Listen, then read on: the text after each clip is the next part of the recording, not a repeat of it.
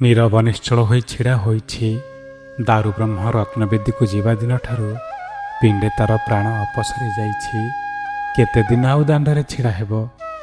ମଣିମାଙ୍କଠାରୁ ବିଦାୟ ଜଣାଇ ଦେଇଛି। ଗୋଟି ଗୋଟି ଅଙ୍ଗକୁ ତାର ଅଲଗା କରାଯାଉଛି। ପ୍ରତିଟି ଭାଗ ବିଚ୍ଛିନ୍ନ ହେବା ବେଳେ ସତେ ଯେମିତି କହି ଲାଗୁଛି, ନିସ୍ତରି ଯାଇଛି ମଣିମା, ମୁଁ ନିସ୍ତରି ଯାଇଛି। ଯେଉଁ ରଥର ଚକ ଗଡ଼ିଲେ ଭକ୍ତର ହୃଦୟରେ ଉଠୁଥିଲା ଭକ୍ତିର ଜୁଆର, ଯେଉଁ ରଥକୁ ଦେଖିବା ପାଇଁ ଦୂରଦୂରାନ୍ତରୁ ଆସୁଥିଲେ ଭକ୍ତ, ଆଜି ସେହି ରଥ କାଠ ଖଣ୍ଡ ଖଣ୍ଡ ହୋଇ ଖୋଲା ଯାଉଛି। ଏହା କେବଳ କାଠ ଭାଙ୍ଗିବାର ପରମ୍ପରା ନୁହେଁ, ଏହା ହେଉଛି ଏକ ଯାତ୍ରାର ଅନ୍ତ, ଆଉ ଏକ ନୂଆ ଯାତ୍ରାର ପ୍ରତୀକ୍ଷା।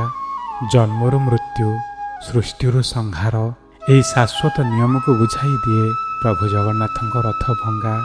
ମଣିଷ ନିଜ ହାତରେ ସୁନ୍ଦର ସଂସାର ଗଢ଼େ, ସମ୍ପର୍କ ସାଜେ, ପ୍ରତିଷ୍ଠା ଓ ଗର୍ବର ସୁଉଚ୍ଚ ମଣ୍ଡପ ତିଆରି କରେ। କିନ୍ତୁ ଗୋଟାଏ ଦିନ ଆସେ ଯେତେବେଳେ ସବୁକିଛି ମାଟିରେ ମିଶିଯାଏ।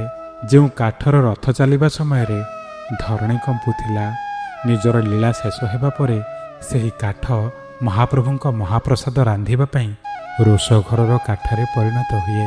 କୌଣସି ଜିନିଷ ଚିରସ୍ଥାୟୀ ନୁହେଁ। ଯାହାର ସୃଷ୍ଟି ଅଛି ତାହାର ବିଲୟ ଅବଶ୍ୟମ୍ଭାବୀ। ଯେଉଁ କାଠ ମହାପ୍ରଭୁଙ୍କ ନିଜ ପିଠିରେ ବୋହି ନେଇଥିଲା, ଶେଷରେ ତାହା ନିଜକୁ ଜାଳି ମହାପ୍ରଭୁଙ୍କ ନୈବେଦ୍ୟ ସାଜେ। ନିଜକୁ ସମ୍ପୂର୍ଣ୍ଣ ସମର୍ପି ଦେବାର ଏହାଠାରୁ ବଡ଼ ଉଦାହରଣ ଆଉ କ'ଣ ଥାଇପାରେ?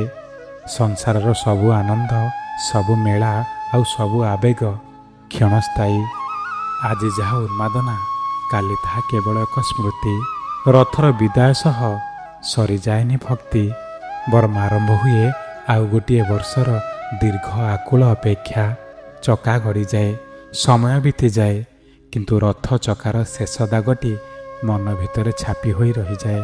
ଆଖିରୁ ଝରି ପଡ଼େ ଦୁଇ ଟୋପା ଲୁହ, ଓଠରୁ ନିଶ୍ୱାସ ସହ ବାହାରି ଆସେ, ଆସନ୍ତା ବର୍ଷକୁ କାଳିଆ ପୁଣି ତୁ ଆସିବୁ, ତୋ ଦାଣ୍ଡ ପୁଣି କମ୍ପି ଉଠିବ।